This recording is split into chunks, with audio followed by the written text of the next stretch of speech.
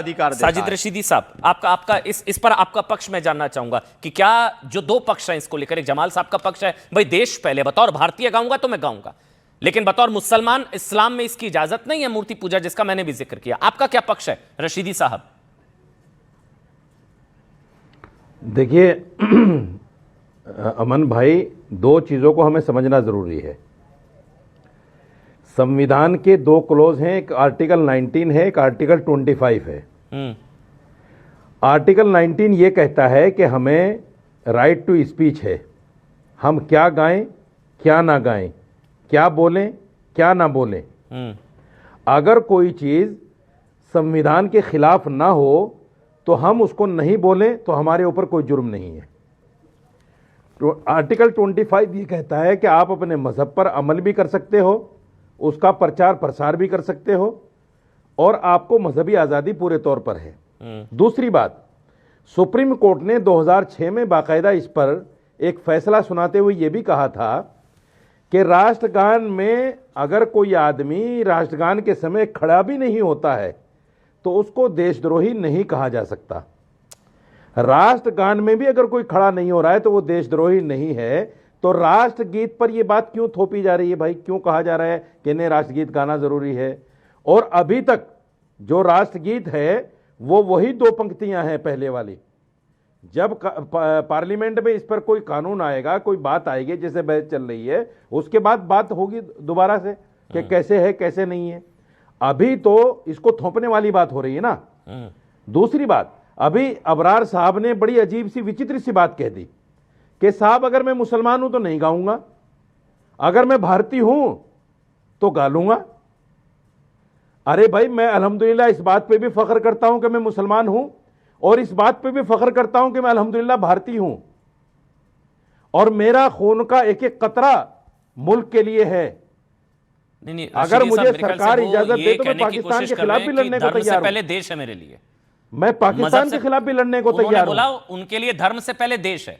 जिनके लिए देश से पहले धर्म है वो नहीं गाएंगे, जिनके लिए धर्म से पहले देश है वो इसको गाएंगे। ये वो समझाने की कोशिश कर रहे हैं। अच्छा सुनिए अमन जी, अच्छा सुनिए अमन जी सुनिए।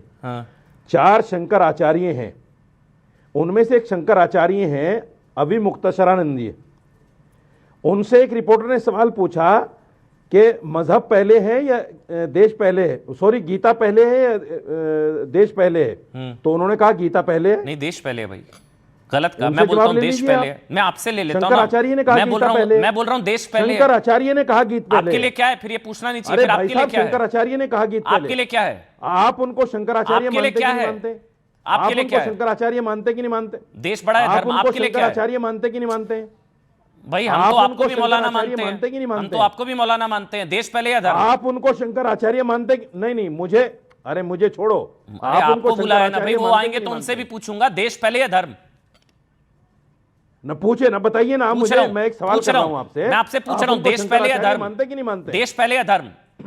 नहीं, यस या नो में पहले मेरा भाई मैं अपनी बात करूंगा। मैं बोल रहा हूं मेरी नजर में पहले देश है। मेरी नजर में पहले देश है। जमाल साहब के लिए पहले देश है, आपके लिए सवाल। चलिए ठीक है, मेरा सवाल देश पहले या धर्म? बात खत्म। पहले मेरा सवाल भाई, जिनके लिए धर्म पहले वो तो चले गए थे 47 में। तो क्या मौलाना साजिद रशीदी साहब की नजर में हर वो इंसान मुर्दा कौम है जो वंदे मातरम गाता है? मानते हैं? चलिए ठीक है, अब एक कमेंट संगीत आगे। एक मिनट सुधांशु जी, एक मिनट 30 सेकंड कुछ बोलना चाह रहे हैं। एक मिनट रुके, सबका ऑडियो बंद, एक एक करके। एक मिनट एक एक करके। सुधांशु 30 सेकंड आप कुछ कहना चाह रहे हैं, फिर बादल देवना संगीत रागी, पहले संगीत रागी। हां प्लीज, हां 30 सेकंड सुधांशु जी। देखिए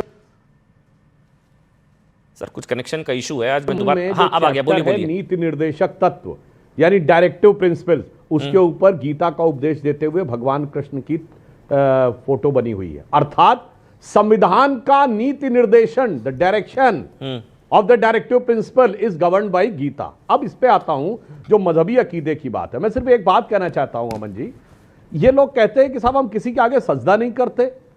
ये बताइए, बादशाहों के आगे तो सजदा करते थे। जब बादशाह आते थे तो बाकायदा बोला जाता था। मैं आपके लाखों दर्शकों से कह रहा हूं, मुगले आजम फिल्म में जाइए, जो जब प्यार किया तो डरना क्या, जो सबसे फेमस गाना है, उससे जस्ट पहले के 1 मिनट देखिए। पहले सलीम आता है तो कहा जाता वली अहद सल्तनत साहिब आलम जलवा अफरोज हो रहे हैं। फिर जोधा आती हैं तो कहते हैं जीनते तख्ते हिंदुस्तान, और फिर कुछ और फला शान महारानी जोधा। और जब अकबर आता है तो कहते हैं बादशाह हिंदुस्तान। आगे क्या बोलते हैं मौलाना साहब, कान खोल के सुनिएगा।